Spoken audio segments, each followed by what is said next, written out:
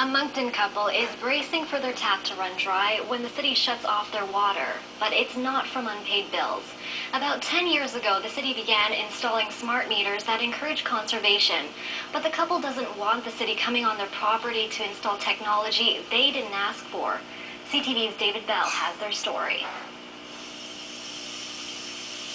In a few weeks, David LeBlanc may not be able to do this, draw water from his tap. He and his wife Diane have been battling with the city for over a decade now on how it measures the couple's water usage. He doesn't want the smart meter the city wants to install, or how officials have gone about it. What I don't like is the forcefulness.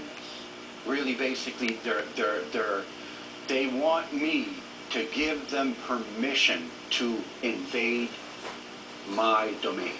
In 1998, the city installed a meter that used a phone line to report, but that interrupted telephone calls.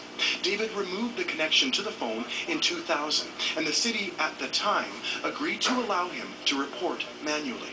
But in 2002, the city converted to new smart meters, which automatically, through radio waves, capture usage.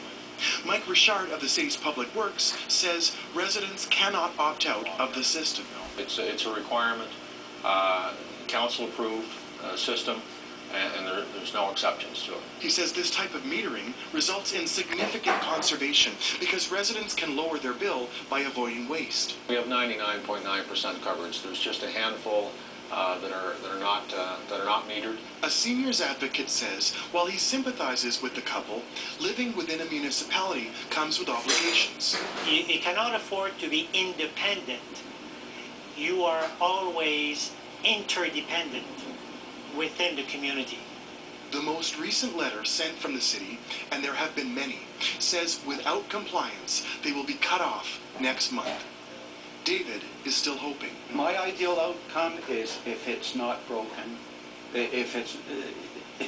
don't fix it if it's not broken. Diane isn't sure what the couple will do if the water gets cut.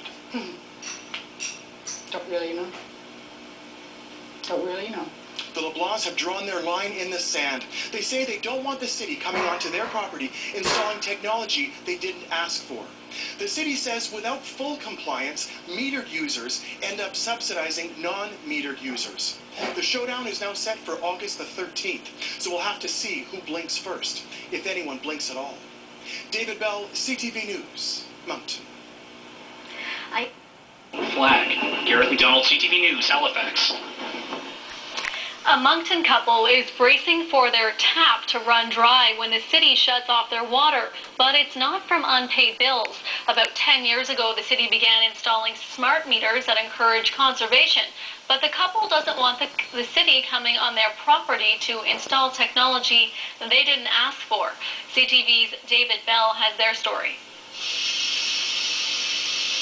In a few weeks, David LeBlanc may not be able to do this,